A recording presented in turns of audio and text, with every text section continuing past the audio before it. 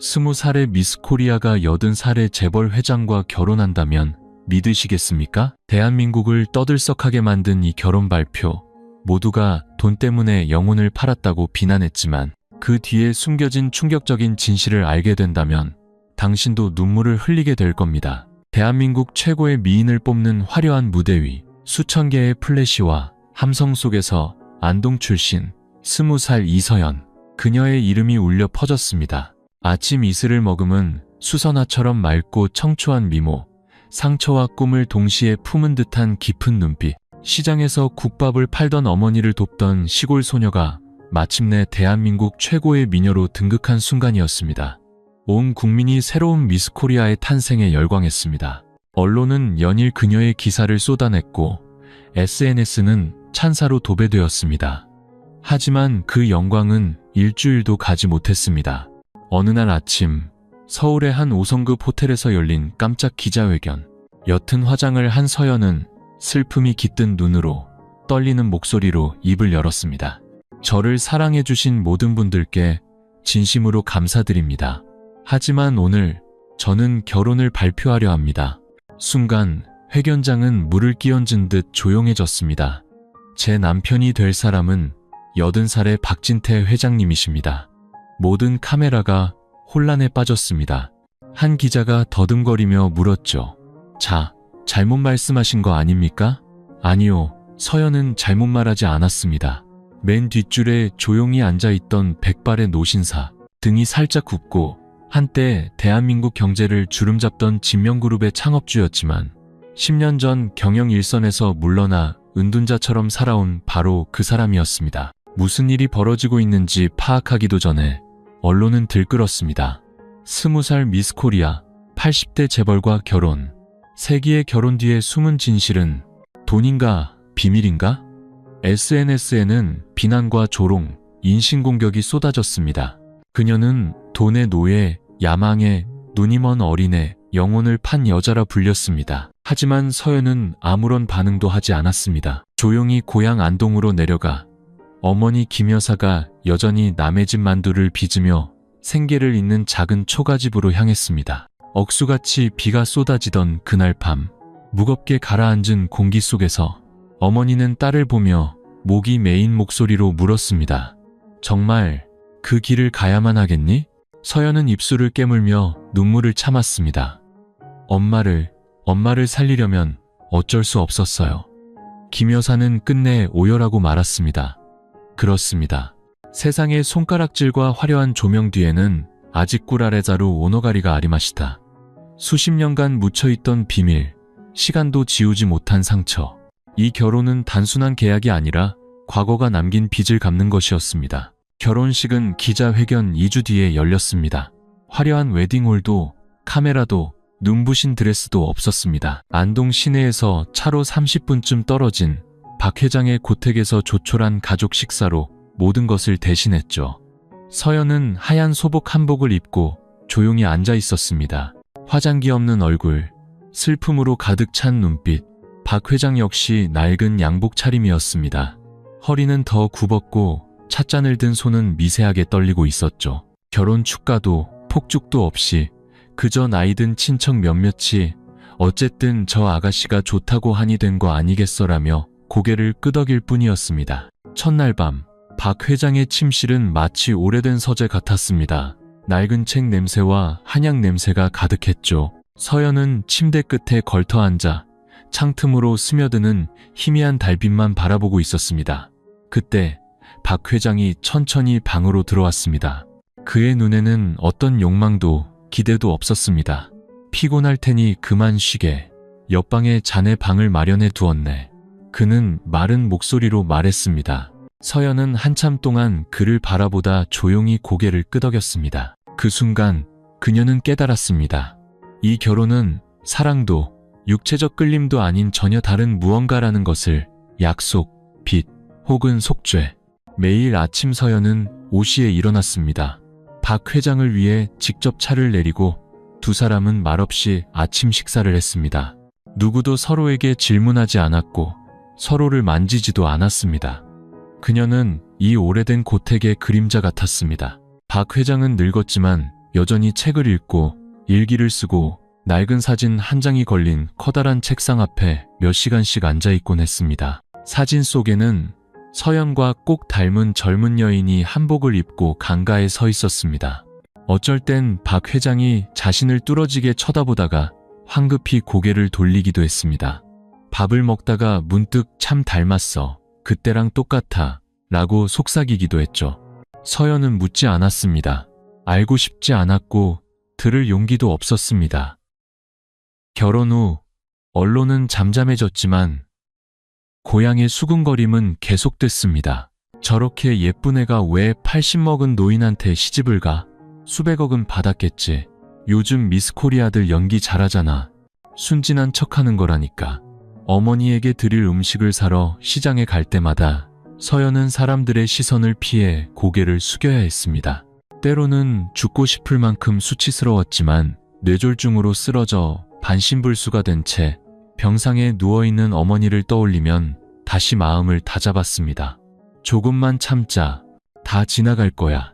미스코리아인데 고개를 들 수 없고 아내인데 남편의 품에 안겨본 적 없으며 대한민국에서 가장 아름다운 여자인데 단 하루도 편히 잠들지 못했습니다. 하지만 바로 그 숨막히는 집에서 비밀이 서서히 움직이기 시작했습니다. 그리고 그 변화를 가장 먼저 감지한 사람은 서연도 박 회장도 아닌 한때 그녀를 미치도록 사랑했던 한 남자, 강민준이었습니다. 온 세상이 20살 미스코리아가 왜 할아버지 뻘 남자 곁에서 청춘을 묻으려 하는지 파헤치느라 혈안이 되어 있을 때 안동의 한 낡은 골목에서 강민준은 눈앞의 현실을 믿을 수가 없었습니다. 22살, 키가 크고 마른 체형에 총명해 보이지만 늘 슬픔이 서려 있는 얼굴. 그는 서연의 집 근처 작은 슈퍼마켓의 아들이었습니다. 어릴 때부터 둘은 함께 자랐고 같은 학교에 다녔으며 하나의 공책과 아침, 김밥을 나눠 먹던 사이였죠. 부자는 아니었지만 똑똑했고 서울에서 컴퓨터 공학을 전공해 막 졸업한 참이었습니다. 그리고 그는 아주 오랫동안 서연을 남몰래 사랑해왔습니다. 민주는 언젠가 대학 졸업장을 들고 고향으로 내려가 하얀 꽃다발을 건네며 이렇게 말하는 순간을 꿈꿨습니다. 우리 다시 시작할 수 있을까? 하지만 이제 그녀는 미스코리아일 뿐만 아니라 80살 노인의 아내가 되어 있었습니다. 모든 꿈이 비눗방울처럼 터져버렸습니다. 그는 믿을 수 없었습니다. 서연은 자존심 강하고 맑고 선한 사람이었습니다. 아무리 가난해도 돈과 명예를 탐내는 모습을 보인 적이 없었죠. 그런 그녀가 어떻게 박 회장과 결혼할 수 있단 말인가. 결혼식 후 민주는 고향으로 내려왔습니다. 서연의 낡은 집 문은 굳게 닫혀 있었고 어머니 김 여사는 간병인의 돌봄을 받으며 여전히 병상에 누워 있었습니다. 그날 밤 그는 서연이 고등학생 때 아르바이트를 했던 카페를 찾아갔습니다. 카페 사장님과의 대화는 몇 시간 동안 이어졌습니다. 서연이 아침밥을 굶어가며 번 돈으로 어머니 약값을 보태던 이야기부터 주머니에 단돈 200만 원을 들고 서울로 미스코리아 대회에 참가하러 가던 날까지 모든 이야기는 단 한 가지 사실을 가리키고 있었습니다. 서연은 돈 때문에 움직일 사람이 아니라는 것. 그녀는 무언가를 위해 자신을 희생하고 있다는 것을 척 보면 알지. 카페 사장님이 창밖을 보며 나지막이 말했습니다. 민주는 집으로 돌아와 박진태 회장에 대한 모든 정보를 샅샅이 뒤졌습니다. 90년대 안동 부동산 업계의 전설적인 인물. 아내는 일찍 사별했고 자식은 없었으며 2016년 경영에서 은퇴한 뒤로는 고택에 칩거해 왔습니다. 그의 눈길을 끈 것은 박 회장의 재산이나 권력이 아니었습니다. 아주 오래된 기사에 실린 희미한 흑백 사진 한 장. 그 사진 속에서 박 회장은 한 여성과 함께 서 있었습니다. 민준의 눈은 그 여성의 얼굴에 못 박혔습니다. 서연과 기이할 정도로 닮아 있었습니다. 사진 밑에는 작은 글씨로 이렇게 적혀 있었죠. 1967년 안동 구시가지에서 박진태 회장의 청년 시절. 그 순간 민준의 머릿속에 하나의 의심이 싹 텄습니다. 혹시 박 회장과 서연의 가족 사이에 과거 어떤 인연이 있었던 것은 아닐까? 그는 모든 것을 다시 연결하기 시작했습니다. 어머니가 결혼을 반대하지 않은 이유, 서연이 갑자기 대학을 그만두고 미스 코리아 대회에 나간 것, 그리고 너무나 갑작스러웠던 결혼 발표까지, 이제 이것은 더 이상 사랑했던 여자를 향한 질투가 아니었습니다. 민주는 진실을 밝히기로 결심했습니다. 자신의 상처받은 마음을 위해서만이 아니라 서연을 지키기 위해서.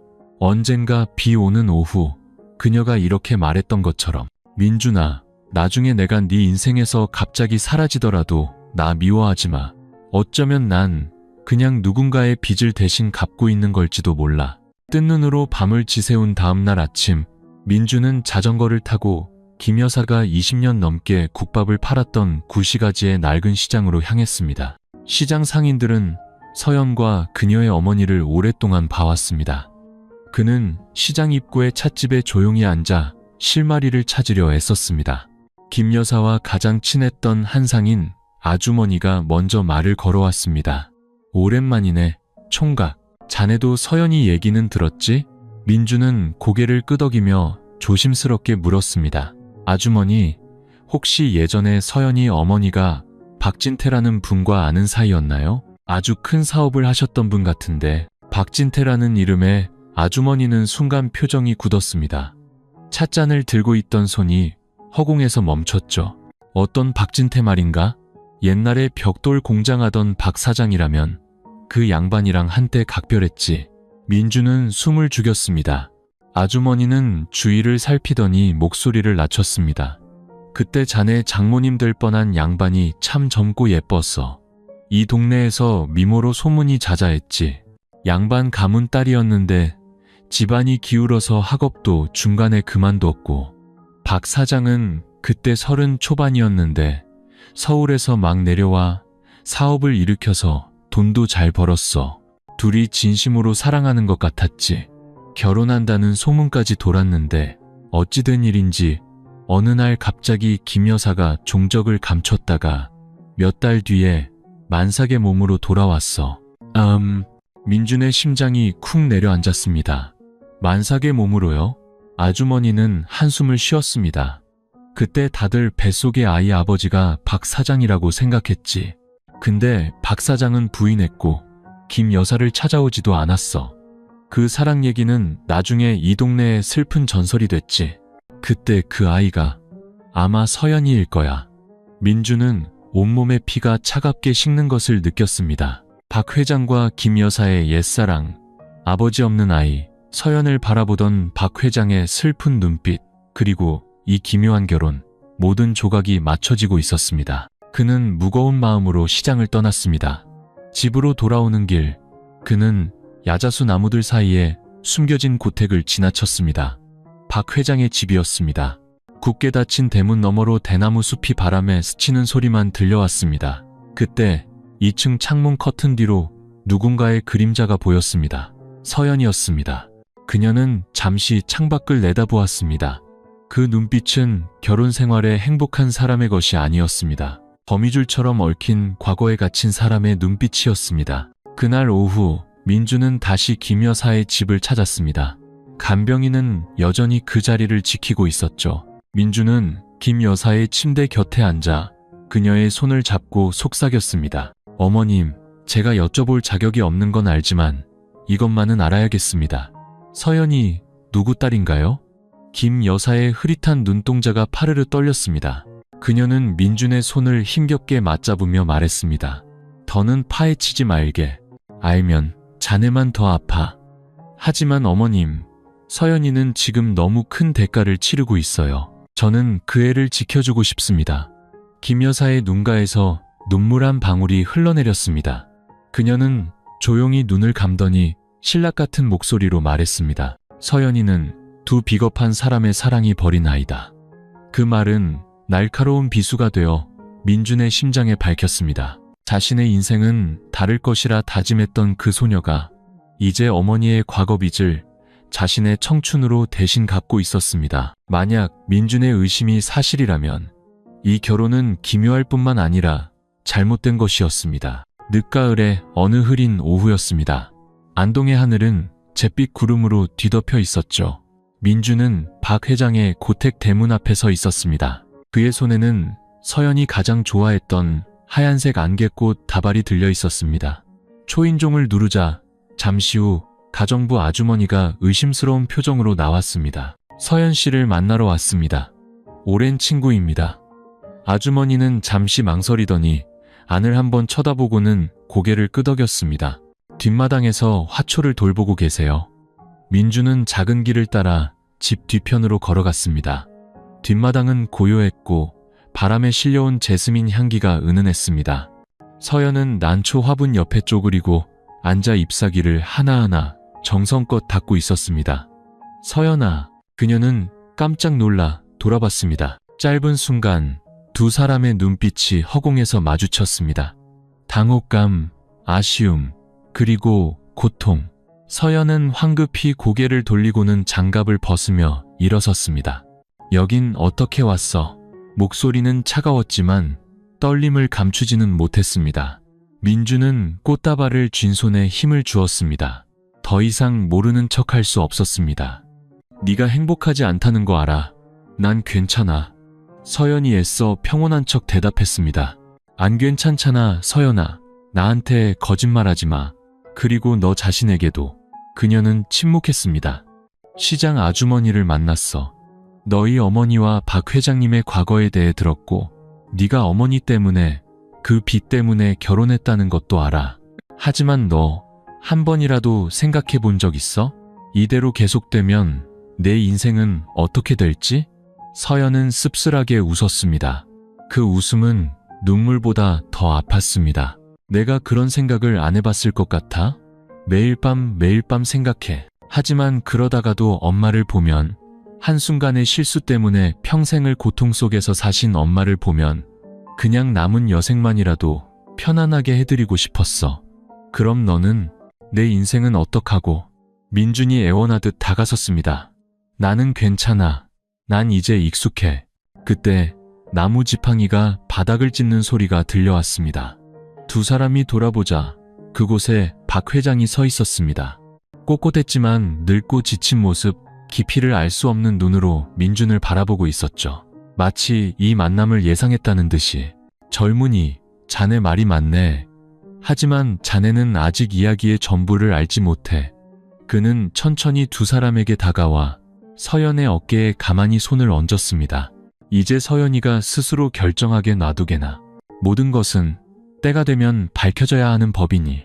박 회장은 몸을 돌려 떠났지만 그의 말은 경고이자 마지막 기회처럼 들렸습니다. 민주는 그 자리에 얼어붙었고 서연은 고개를 돌려 소리 없이 눈물을 흘렸습니다. 단단했던 무언가가 흔들리기 시작했습니다. 그날 밤 서연은 박 회장의 방문 앞에 서서 한참을 망설였습니다. 낮에 민준과 나눈 대화, 그리고 모든 것을 체념한 듯한 박 회장의 마지막 눈빛이 그녀를 잠 못 들게 했습니다. 그녀는 조심스럽게 문을 두드렸습니다. 들어오게. 안에서는 박 회장의 잠긴 목소리가 들려왔습니다. 그는 책상에 앉아 있었고 그 앞에는 먼지 쌓인 낡은 양철 상자가 놓여 있었습니다. 서연을 본 그는 고개를 들었습니다. 흐릿한 눈동자 속에 깊은 회한이 어려 있었습니다. 앉게. 서연이 맞은편에 앉아 박 회장은 상자를 열어 낡은 편지 뭉치를 꺼냈습니다. 누렇게 바랜 종이, 익숙한 듯 떨리는 글씨체. 이건 자네 어머니가 30년 전에 내게 보냈던 편지들이네. 서연의 눈이 커졌습니다. 엄마가요? 박 회장은 고개를 끄덕이며 창밖을 바라보았습니다. 그때 나와 자네 어머니는 사랑하는 사이였네.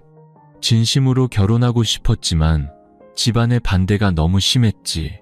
나는 종갓집 장손이었고 자네 어머니는 가난한 선비의 딸이었으니까 알고 있었어요. 서연이 속삭였습니다. 나는 모든 걸 버리고 도망치기로 결심했네. 함께 서울로 떠나기로 약속한 바로 그날 내가 교통사고를 당했어. 석 달 가까이 혼수 상태였지. 깨어났을 땐 자네 어머니는 이미 아무 말 없이 떠난 후였네. 서연은 숨을 멈췄습니다. 나는 사방을 헤매며 그 사람을 찾았지만 흔적도 없었어. 그리고 수십 년이 지나서야 이 편지들을 받았지. 그때야 알았네. 그 사람이 나를 원망해서가 아니라 내가 배신했다고 믿었기 때문에 떠났다는 걸. 그럼 제 얘기는 없었나요? 박 회장은 한참 침묵하다 고개를 끄덕였습니다. 마지막 편지에 임신했다는 얘기가 있었네. 당신의 도움이 없어도 아이를 낳아 잘 키울 테니 부디 행복하게 살고 우리 아이 앞에 나타나 부끄러움을 주지 말아달라고 적혀 있었지. 서연의 눈에서 눈물이 흘렀습니다. 그래서 안 오셨군요. 아니, 갔었네. 하지만 너무 늦었지. 이미 다른 곳으로 이사를 간 후였어. 그러다 작년에 내가 위독했을 때 의사 친구에게서 우연히 자네 어머니의 이름을 듣게 됐네. 그는 상자에서 낡은 사진 한 장을 더 꺼냈습니다.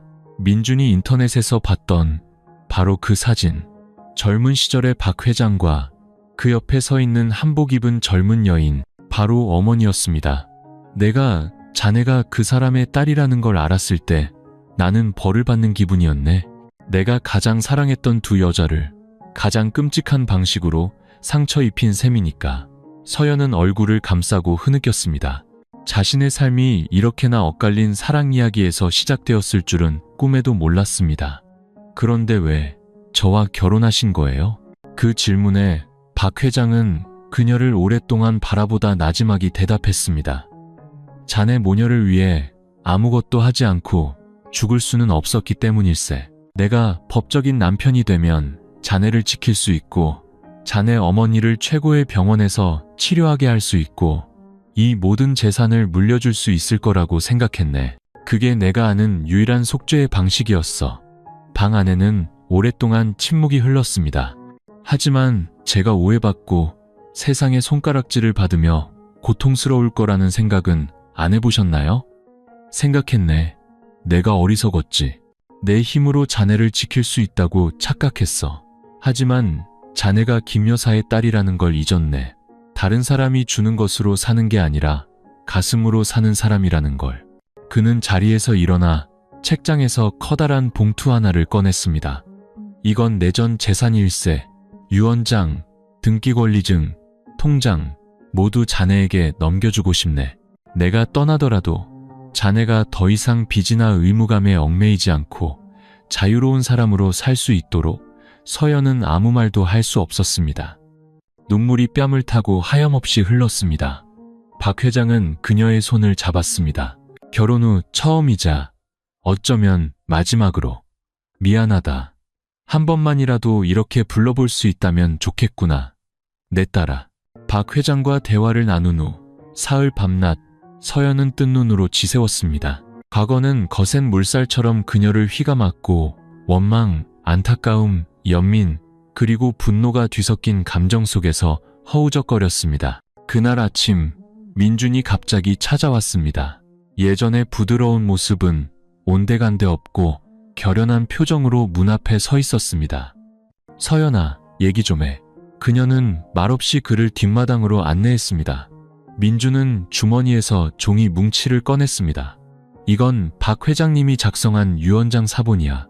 가정부 아주머니가 변호사에게 전달해달라며 맡기셨는데 나를 위해 한부 복사해두셨어. 서연이 받아든 유언장에는 이렇게 적혀 있었습니다. 나의 모든 재산은 내 딸처럼 여기는 이서연에게 상속한다. 아내라는 단어는 없었고 어떤 의무 조항도 없었습니다. 그분은 모든 걸 알고 계셨어. 자신의 잘못도 너무 늦었다는 것도. 그리고 네가 자유로워지길 원하고 계셔. 하지만 서연아, 진정한 자유는 서류가 아니라 네 마음속에 있는 거야. 이제 어떻게 할 거야? 서연은 대답 대신 결혼 초 매일같이 앉아 일기를 쓰던 마당의 평상으로 걸어갔습니다. 그곳에서 그녀는 작고 소박한 사랑을 꿈꿨지만 자신의 선택으로 그 꿈을 산산조각 냈습니다. 내가 강한 사람이라고 생각했었어. 그런데 엄마의 아픈 눈빛 한 번에 나는 내 꿈도, 내 인생도, 나 자신도 모두 버렸어. 알아. 하지만 넌 더 이상 희생자가 아니야. 너도 행복해질 권리가 있어. 하지만 내가 지금 진실을 밝히면 세상이 뭐라고 할까? 미스 코리아였다가 80대 노인과 결혼하고 이제 와서 사실은 그 사람 딸이었다고 하면 누가 믿어주겠어. 오명을 씻으려고 쇼를 한다고 생각하겠지.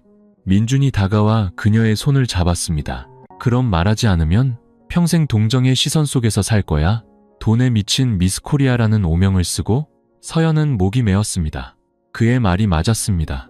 더 이상 물러설 곳이 없었습니다. 침묵하든 말하든 상처받는 것은 마찬가지였습니다. 하지만 고개를 들 수 있는 유일한 길은 진실과 마주하는 것뿐이었습니다.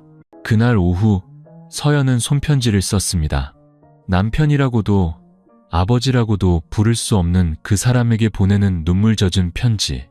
회장님을 원망하지 않습니다. 하지만 회장님이 만들어주신 유리 상자 안에서 평생 살 수는 없습니다. 가난하고 외롭더라도 제 선택으로 제 인생을 살고 싶습니다. 편지와 함께 그녀는 결혼 반지를 남겨두었습니다. 평생 잊지 못할 기묘한 결혼의 유일한 증표였습니다. 진실과 마주하다라는 제목의 생방송 토크쇼. 본래 교양 프로그램이었지만 그날 밤만큼은 전 국민의 시선이 집중되었습니다. 논란의 중심에선 미스 코리아 이서연이 출연했기 때문입니다. 유명 MC가 부드러운 목소리로 물었습니다. 서연 씨, 지금 본인 이름이 실시간 검색어 1위인 거 알고 계시죠? 서연은 고개를 끄덕였습니다. 짙은 화장기 없이 차분함이 깃든 눈으로. 알고 있습니다. 그래서 이 자리에 나왔습니다. 그렇다면 60살이나 차이 나는 박진태 회장님과 결혼을 결심하게 된 이유를 들을 수 있을까요? 모든 카메라와 시선이 그녀에게로 향했습니다. 서연은 깊게 숨을 들이마셨습니다. 떨리지 않는 목소리로 카메라를 똑바로 응시하며 말했습니다. 지금부터 제가 드리는 말씀은 저를 오해하셨던 모든 분들께 드리는 저의 유일한 대답입니다. 박진태 회장님은 제 남편이 아닙니다. 그분은 제가 평생 모르고 살았던 저의 친아버지입니다. 스튜디오는 얼어붙었고 MC는 말을 잃었습니다. 객석에서는 탄식이 터져나왔습니다. 30년 전 저희 어머니는 박 회장님과 사랑하는 사이였습니다. 하지만 오해로 헤어지게 되셨고 홀로 저를 낳아 기르셨습니다. 회장님은 최근에야 그 사실을 알게 되셨습니다. 그녀는 잠시 말을 멈췄습니다. 저와의 결혼은 어머니를 돌보고 제게 모든 것을 물려주기 위한 회장님의 방법이었습니다. 자신의 잘못을 속죄하고 싶으셨던 거죠. 저는 어머니의 남은 생을 위해 그 제안을 받아들였습니다. 그렇다면 왜 이제야 진실을 밝히시는 겁니까? 서연은 슬프게 웃었습니다. 두려웠기 때문입니다. 조롱당할까봐, 쇼를 한다고 욕먹을까봐 두려웠습니다. 하지만 깨달았습니다. 내가 말하지 않으면 아무도 나를 대신해 말해주지 않는다는 것을요. 방송이 끝난 후 여론은 폭발했습니다. 인터넷은 경악과 미안함으로 뒤덮였습니다. 그녀를 돈에 미친 여자라 불렀던 사람들은 앞다투어 사과 댓글을 남겼습니다. 언론은 헤드라인을 바꿨습니다. 미스 코리아 이서연, 내 남편은 사실 나의 아버지였다. 그날 밤 고택에서 박 회장은 조용히 TV를 보고 있었습니다.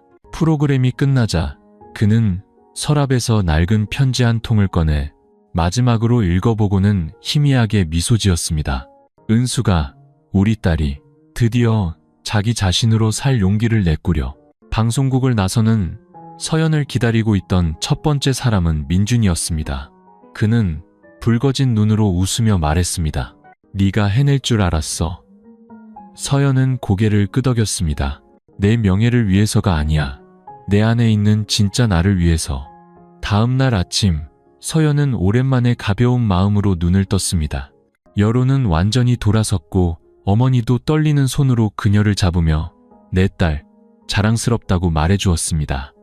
하지만 평화는 길지 않았습니다. 그날 오후 민준에게서 다급한 전화가 걸려왔습니다. 너 인터넷 기사 봤어? 네가 한 말 전부 거짓말이라는 익명의 인터뷰가 떴어. 서연이 기사를 확인하자 충격적인 제목이 눈에 들어왔습니다. 익명의 제보자 이서연 80대 재벌 재산 노리고 친딸 연극 벌여. 기사에는 구체적인 증거는 없었지만 교묘한 말들로 대중의 의심을 부추겼습니다. 글쓴이는 서연이 박 회장의 친딸이 아니며 이 모든 것이 재산을 가로채기 위한 완벽한 시나리오라고 주장했습니다. 기사는 순식간에 퍼져나갔습니다. 박 회장의 변호사가 전화해 어떤 언론과도 접촉하지 말라고 당부했습니다. 그날 저녁 박 회장의 집을 찾은 서연은 그가 차상 앞에 홀로 앉아 있는 것을 보았습니다. 그는 서연을 보지도 않고 말했습니다. 그놈 지시군. 누구 말씀이세요? 박 회장은 한숨을 쉬며 말했습니다. 오상철, 내 옛 동업자였지. 내가 마지막 순간에 건설 계약을 파기하는 바람에 파산 직전까지 갔던 놈이야. 왜 계약을 파기하셨는데요? 그놈이 불량자재로 공사비를 빼돌렸기 때문일세. 내가 아니었으면 수백 채의 아파트가 죽음에 덫이 뻔했지. 하지만 내 폭로로 그는 모든 걸 잃었고 10년 넘게 자취를 감췄어. 이제 와서 나와 자네의 명예를 더럽히며 복수하려는 개지. 그놈은 돈이 아니라 내 명예가 무너지는 걸 보고 싶은 거야. 박 회장은 서연의 눈을 똑바로 바라보았습니다. 그리고 가장 완벽한 타이밍을 노렸어. 내가 가장 약해지고 자네가 막 대중의 신뢰를 되찾기 시작한 지금. 서연은 주먹을 꽉 쥐었습니다. 분노가 치밀어 올랐습니다. 자신 때문이 아니었습니다. 남은 인생을 속죄하며 살려던 한 남자가 또다시 진흙탕으로 끌려 들어가는 것을 참을 수 없었습니다. 회장님, 그 사람이 뜻대로 하게 두지 않겠어요. 그날 밤 서연과 민준 그리고 박 회장의 변호사인 최 변호사는 함께 모여 대책을 논의했습니다. 박 회장님이 서연 씨의 친부라는 증거가 필요합니다. DNA 검사 결과 같은 거요. 최 변호사가 말했습니다. 하지만 회장님은 서연 씨에게 상처를 주기 싫다며 검사를 거부하셨습니다.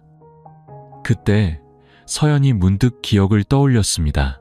어릴 때 제가 응급실에 실려갔을 때 엄마가 제 혈액 샘플을 보관해 두셨던 것 같아요. 병원 기록이 남아있을지도 몰라요. 그날 밤 민주는 서연을 데리고 고향 병원으로 달려갔습니다. 다행히도 당시의 혈액 샘플이 병원 데이터베이스에 보관되어 있었습니다. 박 회장의 동의만 있으면 DNA 대조 검사가 가능했습니다. 서연이 전화를 걸자 박 회장은 한참 침묵하더니 말했습니다. 나는 더 증명할 것이 없다. 하지만 그것이 내 결백을 되찾는 데 도움이 된다면 동의하마. 그 목소리에는 깊은 상처가 배어 있었습니다. 3일 후 국립과학수사연구원에서 공식 결과가 도착했습니다. 최 변호사는 서연과 박 회장, 민준이 지켜보는 앞에서 봉투를 열었습니다. 정적 속에서 봉투 뜯는 소리가 유난히 크게 울렸습니다. 붉은 직인이 찍힌 결과지. 이서연과 박진태는 부녀관계가 성립하며 유전자 일치 확률은 99.999%임. 서연의 몸이 떨렸고 민주는 그녀의 손을 꼭 잡아주었습니다. 박 회장은 눈을 감고 깊은 한숨을 내쉬었습니다. 마침내 진실이 제 목소리를 냈구나. 즉시 서연과 최 변호사는 검사 결과를 모든 언론에 공개했습니다. 인터넷은 다시 한번 발칵 뒤집혔습니다. 익명의 제보를 실었던 언론사들은 서둘러 기사를 내리고 사과문을 올렸습니다. 폭풍이 지나간 듯 했지만 바로 다음 날 아침 더 큰 폭탄이 터졌습니다. 서연은 낯선 번호로부터 문자 메시지 한 통을 받았습니다. DNA 검사 따위로 네가 이길 것 같아? 이걸 봐. 첨부된 사진은 박 회장의 서명과 지문이 찍힌 유언장이었습니다.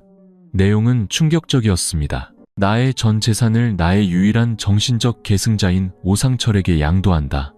서연은 그 자리에 얼어붙었습니다. 최 변호사가 급히 박 회장을 찾아갔습니다.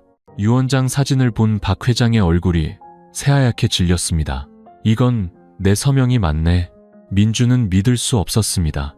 불가능해요. 다른 사람에게 재산을 남기겠다고 하신 적 없잖아요. 그런 유언장을 쓴 적이 없네. 하지만 서명은 틀림없이 내 것이야. 아마 작년에 내가 병원에 입원했을 때 최 변호사가 분석했습니다. 만약 이 유언장이 합법적으로 공증된 것이라면 우리는 이것이 위조되었거나 회장님께서 의식이 없는 상태에서 서명하셨다는 것을 증명해야 합니다. 박 회장은 멍하니 중얼거렸습니다. 그때 저혈압으로 몇 시간 동안 의식을 잃었었지.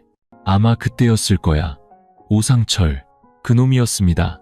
서연은 박 회장의 손을 잡으며 단호하게 말했습니다. 두렵지 않아요. 그가 가짜 유언장을 만들었다면 분명히 흔적을 남겼을 거예요. 그날 오후 최 변호사는 법원에 박 회장의 재산에 대한 임시 동결을 신청했습니다. 한편 오상철은 처음으로 언론 앞에 모습을 드러냈습니다.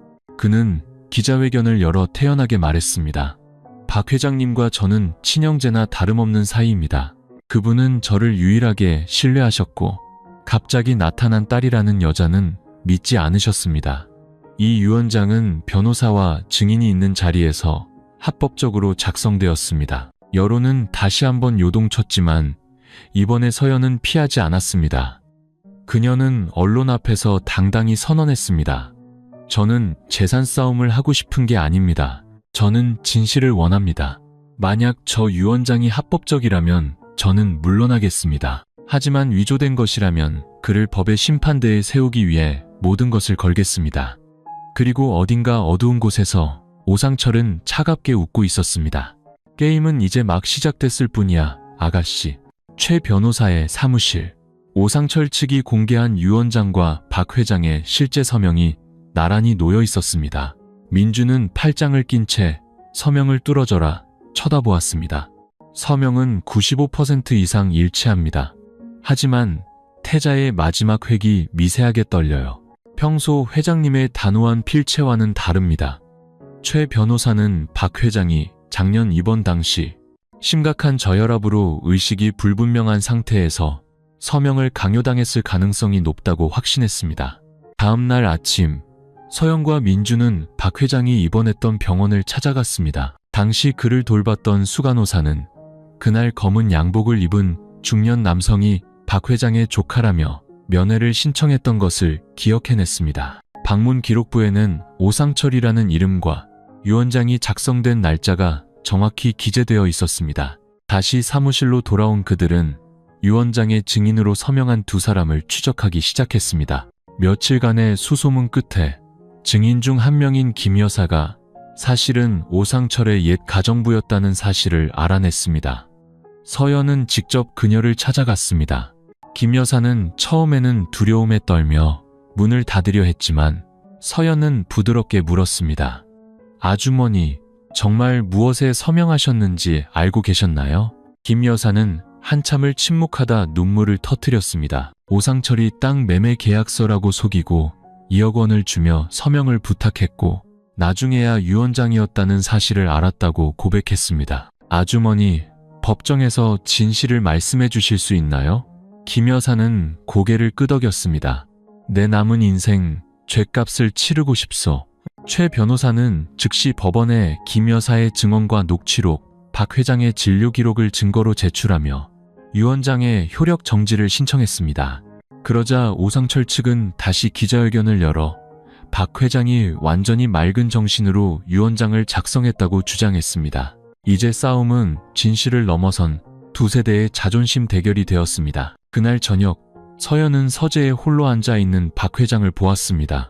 그녀는 그의 곁에 앉아 손을 잡았습니다. 죄송해요. 저 때문에 이런 싸움에 휘말리게 해서. 박 회장은 고개를 저었습니다. 아니다, 서연아. 내가 이번에 바로 서지 않으면 나는 평생 과거에 숨어 사는 비겁한 놈일 뿐이야. 이 명예, 내 남은 모든 것을 걸어서라도 너에게 온전히 물려주고 싶다. 밖에는 차가운 비가 내리고 있었지만 서연의 마음속에는 작은 불꽃이 타오르기 시작했습니다. 안동지방법원은 그날 아침 이례적으로 많은 인파로 북적였습니다. 세상을 떠들썩하게 했던 미스코리아가 진실을 위해 법정에 서는 모습을 보기 위해 모여든 사람들이었습니다. 서연은 옅은 색 한복을 입고 피고인석에 앉아 있었습니다. 화려함 대신 단호하고 기품 있는 모습이었습니다. 오상철은 거만한 태도로 법정에 들어서더니 서연을 향해 조롱 섞인 미소를 보냈습니다. 재판이 시작되자 오상철 측 변호사는 공증된 유언장을 제출하며 모든 절차가 합법적이었다고 주장했습니다. 그러나 최 변호사는 즉시 반박에 나섰습니다. 그는 서명이 위조되었을 가능성이 있다는 감정 결과와 박 회장이 유언장 작성 당일 의식이 없었다는 병원 기록, 그리고 오상철이 병실에 찾아왔다는 증거를 차례로 제시했습니다. 하지만 결정적인 한 방은 증인으로 나선 김 여사에게서 나왔습니다. 그녀는 떨리는 목소리로 오상철에게 돈을 받고 거짓 증언을 했다고 고백했습니다. 제가 잘못했습니다. 판사님, 제 잘못을 바로잡을 기회를 주십시오. 법정은 순식간에 술렁였고 오상철의 얼굴은 하얗게 질렸습니다. 설상가상으로 두 번째 증인이었던 남자마저 법정에 나타나 양심 선언을 했습니다. 오상철이 자신을 협박해 거짓 증언을 시켰다고 폭로한 것입니다. 오상철은 이성을 잃고 다 짜고 치는 고스톱이야 라고 소리쳤지만 그의 가면은 이미 산산조각 난 후였습니다. 마지막으로 발언 기회를 얻은 서연은 자리에서 일어났습니다. 그녀의 목소리는 크지 않았지만 법정 전체에 울려 퍼졌습니다. 저는 한때 돈에 미친 여자라 불렸습니다. 두려움에 숨어 살기도 했습니다. 하지만 제 아버지가 남은 인생 전부를 걸고 속죄하려 했던 그분이 더 이상 모욕당하는 것을 지켜볼 수만은 없었습니다. 제가 말하지 않으면 누가 그분을 위해 말해주겠습니까? 객석에서 박수갈채가 터져 나왔습니다. 재판부는 유언장에 사기 정황이 있다며 효력을 잠정 중지하고 관련자들을 검찰에 수사 의뢰한다고 판결했습니다. 법정을 나서는 서연을 향한 사람들의 시선은 더 이상 조롱이나 동정이 아니었습니다. 존경과 감탄이었습니다. 한 중년 여성이 다가와 그녀의 손에 쪽지 하나를 쥐어주었습니다. 어떤 딸은 아버지가 낳지만 어떤 딸은 사랑이 되찾아준다. 서연은 그 글씨를 보며 눈물을 흘렸습니다. 마침내 그녀는 옳은 일을 해낸 것이었습니다. 늦은 오후 서연은 박 회장의 고택으로 돌아왔습니다. 서재에서 그녀를 기다리고 있던 박 회장의 앞에는 작은 여행 가방이 놓여 있었습니다. 왔구나. 어디 가시게요? 그는 서랍에서 두툼한 서류 봉투를 꺼내 그녀에게 건넸습니다. 진명그룹의 모든 지분과 재산, 그리고 이 집까지 이제 모두 내 것이다. 왜 이러세요? 재판은 아직 끝나지도 않았는데 그렇기 때문에 내가 떠나야 한다. 너는 이미 내 것이 아닌 폭풍을 너무 많이 감당했다. 이제 내가 네 앞길을 막는 그림자가 되어서는 안 돼. 절 버리시겠다는 말씀이세요? 그는 서연을 오랫동안 바라보았습니다. 너를 버리는 게 아니다. 너에게 모든 것을 돌려주는 것이지. 내가 내 곁에 있는 한, 세상은 너를 가만두지 않을 것이다. 내 딸이 제 인생을 살게 하려면 내가 사라져야만 한다. 어디로 가시는데요? 일본 교토에 작은 집이 하나 있다. 그곳에서 평범한 늙은이로 남은 날들을 조용히 살다 가려 한다. 서연은 아무 말도 할 수 없었습니다. 평생 그리워했던 아버지를 찾았지만 자신의 평온을 위해 또다시 그를 떠나보내야 했습니다. 제가 원한 게 재산이라고 생각하세요? 전 그냥 아빠라고 부를 수 있는 사람이 필요했어요. 그녀의 목소리가 메어왔습니다. 안다. 그래서 더더욱 머무를 수가 없는 게다. 좋은 아버지는 자식을 진흙탕으로 끌고 들어가선 안 되는 법이니. 그녀는 끝내 울음을 터뜨렸습니다. 처음으로 두 사람은 진짜 아버지와 딸처럼 서로를 끌어안았습니다. 마지막 저녁 식사, 박 회장은 서연을 위해 그녀의 어머니가 끓여주시던 호박죽을 끓여주었습니다. 두 사람은 말없이 식사를 했습니다. 떠나기 전 그는 식탁 위에 작은 쪽지 하나를 남겼습니다. 네가 내 딸인 이유는 내가 재산을 남겨서가 아니라 네가 내가 잃어버렸던 모든 것보다 더 소중하기 때문이다.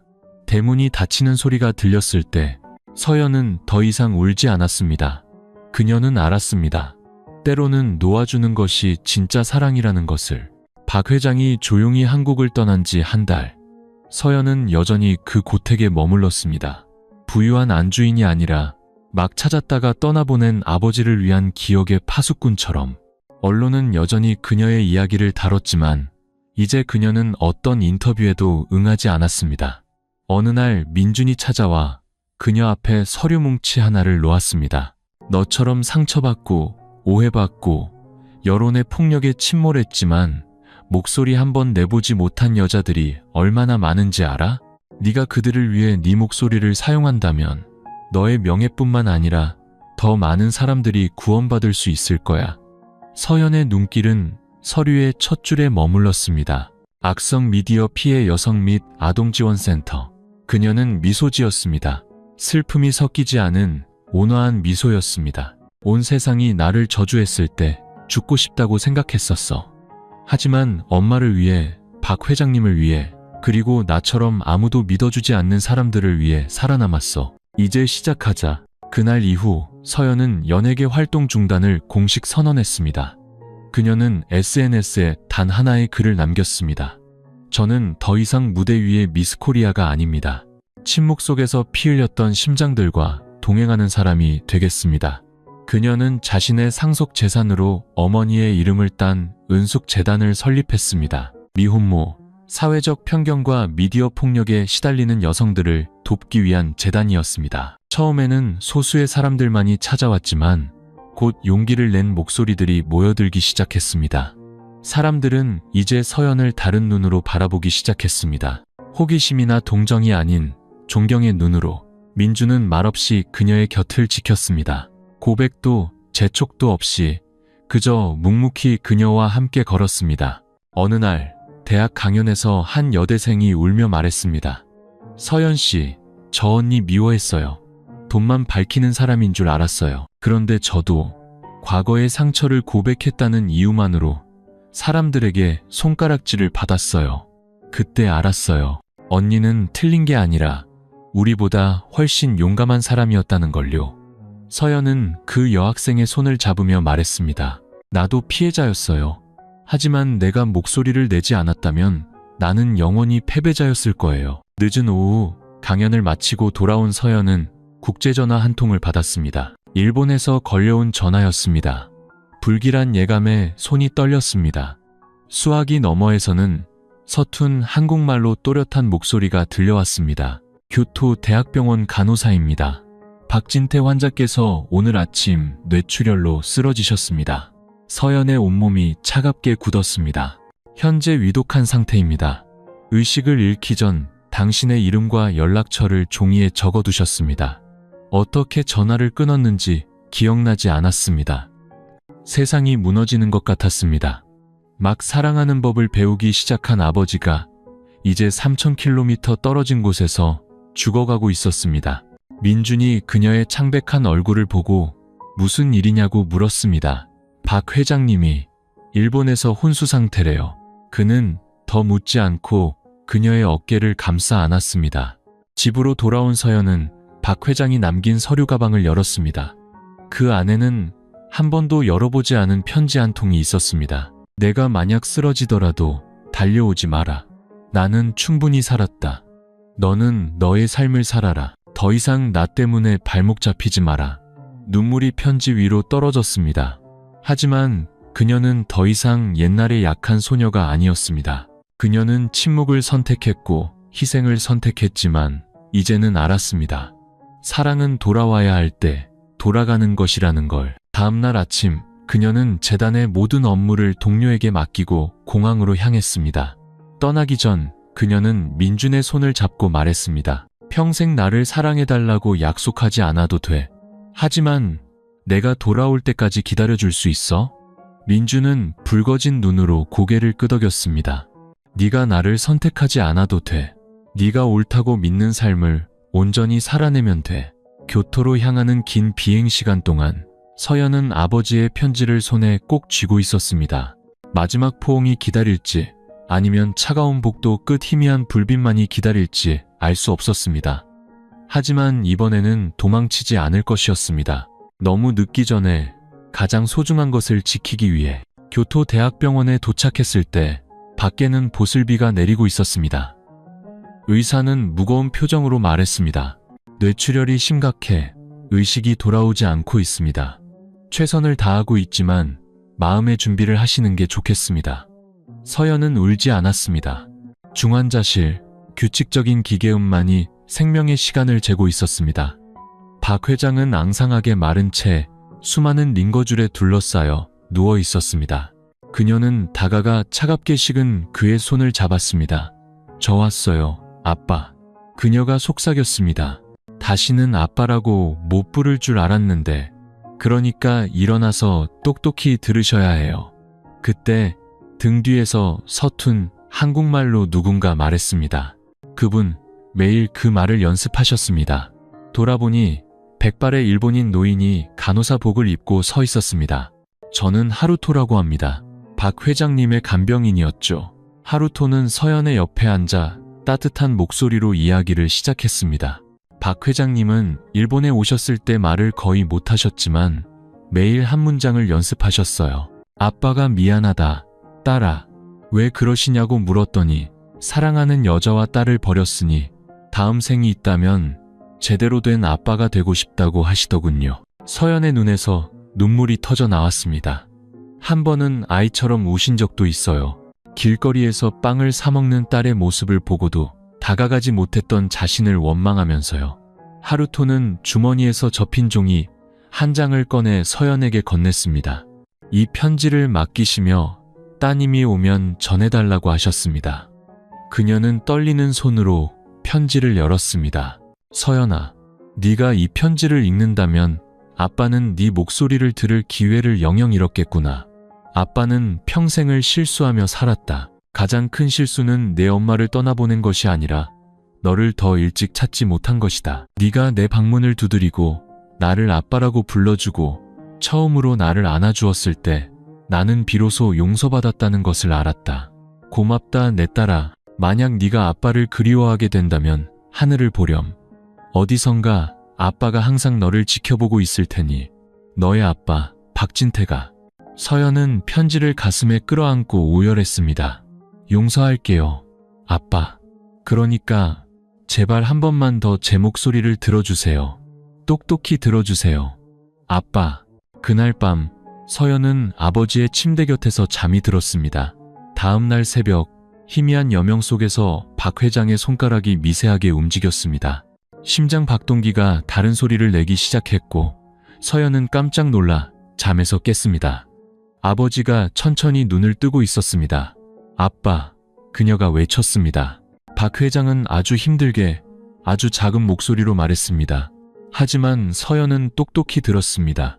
서연아, 내 딸, 기적이었습니다. 며칠 후 박 회장의 의식은 완전히 돌아왔습니다. 어느 조용한 오후, 그는 서연에게 옆 서랍을 열어보라는 손짓을 했습니다. 서랍 안에는 작은 나무 상자가 있었고 그 안에는 낡은 사진 한 장이 들어 있었습니다. 하얀 한복을 입은 낯선 여인의 사진이었습니다. 그 사람 이름은 마이였네. 내가 모든 것을 잃었다고 생각했을 때 내 곁을 지켜준 유일한 사람이었지. 그의 목소리는 여전히 약했습니다. 그 사람은 내가 과거에 아내와 딸이 있었다는 걸 알면서도 아무것도 묻지 않았어. 조상의 집까지 팔아 나를 일본으로 데려와 치료해줬지만 암으로 갑자기 세상을 떠났지. 서연은 침묵했습니다. 아버지가 그녀가 상상했던 것보다 훨씬 더 많은 상실과 아픔을 짊어지고 살아왔다는 것을 깨달았습니다. 내가 이 사진을 간직한 건 옛사랑을 잊지 못해서가 아니야. 나 같은 놈도 누군가에게 용서받은 적이 있다는 걸 기억하기 위해서였네. 그리고 그 용서에 부끄럽지 않게 살아야 했기 때문이지. 이 사진을 네게 주마. 원망 속에서 살지 말거라. 용서하는 사람이 진정으로 이기는 사람이니.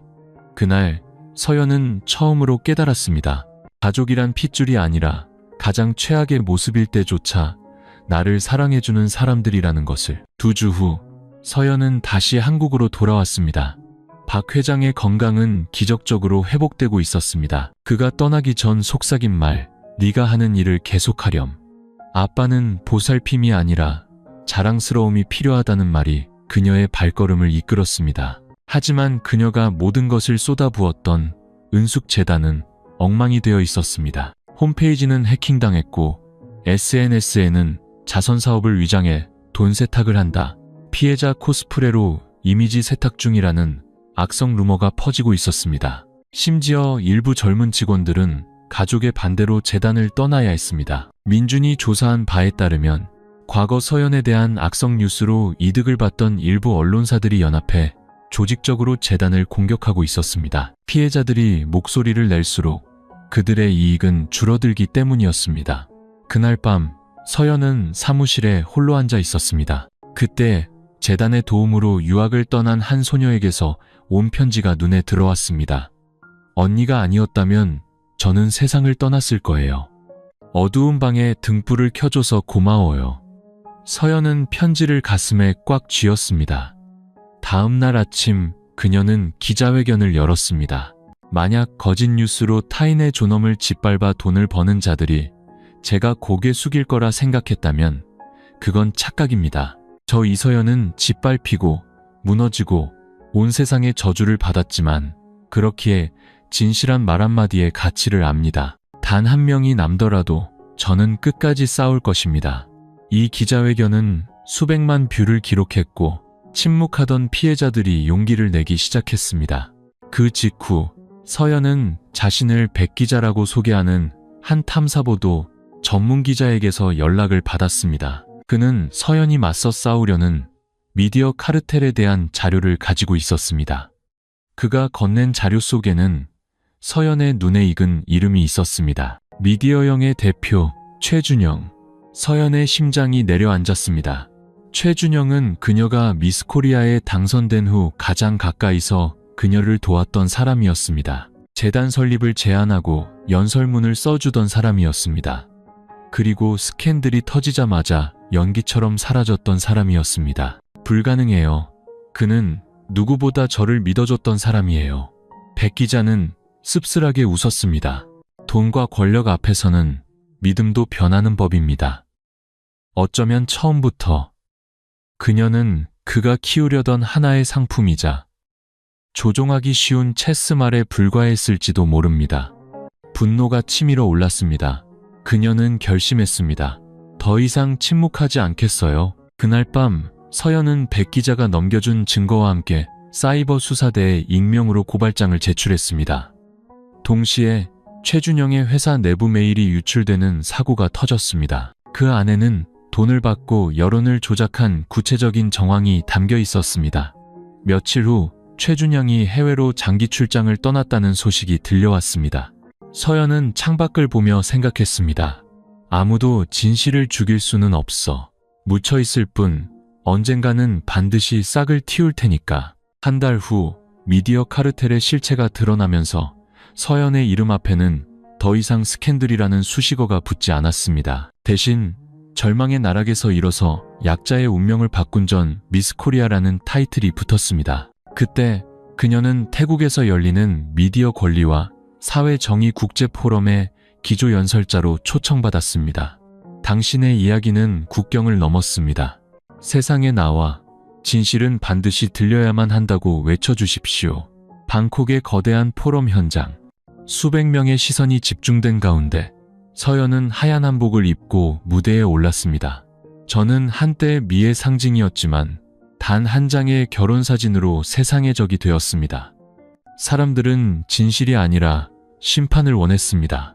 가장 끔찍한 것은 오해받는 것이 아니라 거짓 앞에서 침묵하는 것이라는 걸 깨달았습니다. 저는 오늘 당신이 미디어의 희생자이든 거짓말에 의해 파괴되었든 앞으로 나아갈 권리가 있다는 것을 말하기 위해 섰습니다. 당신을 위해 말해주세요. 그리고 당신처럼 침묵하는 다른 사람들을 위해 말해주세요. 진실은 때로 한 사람의 생명을 구하기도 하니까요. 그녀의 연설이 끝나자 우레와 같은 박수갈채가 쏟아졌습니다. 그날 밤 호텔 발코니에서 서연은 아버지에게서 온 메시지를 받았습니다. 네가 자랑스럽다, 딸아. 하지만 여기서 멈추지 마라. 너의 여정은 이제 시작일 뿐이다. 서연은 눈물을 머금고 미소 지었습니다. 한국으로 돌아온 서연은 곧장 안동으로 향했습니다. 박 회장은 강가에 놓인 낡은 의자에 앉아 그녀를 기다리고 있었습니다. 돌아왔구나. 그의 목소리는 여전히 느렸지만 따뜻했습니다. 단지 아빠를 보러 온 게 아니에요. 제 자신에게 솔직해지기 위해 돌아왔어요. 그녀는 그의 손을 잡았습니다. 저는 저를 조용히 지켜주고 제 아버지를 용서해주고 저를 자신의 일부처럼 여겨준 사람을 사랑해요. 저는 박진태라는 남자를 사랑합니다. 그 순간 박 회장은 아이처럼 울었습니다. 단단했던 남자가 처음으로 그녀 앞에서 눈물을 보였습니다. 나이도 명예도 세상의 시선도 없이 오직 두 사람만이 모든 폭풍이 지나간 자리에 손을 잡고 앉아 있었습니다. 얼마 후 백 기자의 탐사보도 프로그램이 방송되었습니다. 최준영이 여론을 조작한 증거들이 낱낱이 공개되었고 여론은 들끓었습니다. 그는 귀국과 동시에 경찰에 소환되었고 그의 미디어 제국은 하루아침에 무너졌습니다. 서연은 그 소식을 저녁 뉴스로 접했지만 기쁘지도 통쾌하지도 않았습니다. 박 회장이 물었습니다. 고소할 생각이냐? 그녀는 고개를 저었습니다. 가장 큰 벌은 감옥에 가는 게 아니라 자신이 쌓아 올린 명성에 파묻히는 것이니까요. 그날 밤 두 사람은 정원에 앉아 있었습니다. 서연이 속삭였습니다. 아빠, 다음 생이 있다면 그때도 아빠의 아내가 될래요. 그는 미소 지었습니다. 다음 생은 필요 없어. 우리에겐 아직 이 생에서 사랑할 시간이 남아있지 않으냐. 1년 후, 서연은 더 이상 논란의 미스 코리아가 아니었습니다. 은숙재단 1주년 기념식 날, 그녀는 화려한 드레스 대신 하얀 한복을 입고 박 회장의 손을 잡고 무대에 올랐습니다. 사람들은 제게 묻습니다. 왜 60살이나 많은 사람을 사랑하냐고요. 저는 말 대신 지난 1년간 그의 곁에서 단 하루도 후회하지 않으며 살아온 제 삶으로 대답하겠습니다. 그녀는 곁에 선 남자를 바라보았습니다. 그의 침묵과 평온이야말로 그녀의 파란만장한 인생에 가장 필요했던 것이었습니다. 서연의 이야기는 나이든 사람과의 사랑을 미화하거나 스캔들을 영광으로 포장하기 위함이 아닙니다. 진심에서 비롯된 사랑은 틀리지 않으며 진실은 고함칠 필요 없이 폭풍 속에서 끝까지 버텨내는 것만으로도 충분하다는 것을 말해줍니다. 그리고 어떤 여성도 약하지 않다는 것을, 상처로부터 일어나 다른 이들의 버팀목이 될 수 있다는 것을 보여줍니다. 서연은 넘어졌지만 주저앉지 않았습니다. 박 회장은 오해받았지만 변명하지 않았습니다. 두 사람은 침묵하고 사랑하고 가치 있게 사는 길을 선택했습니다. 그것이야말로 어긋난 듯 보였지만 눈물 나도록 진실했던 한 사랑의 가장 아름다운 결말이었습니다.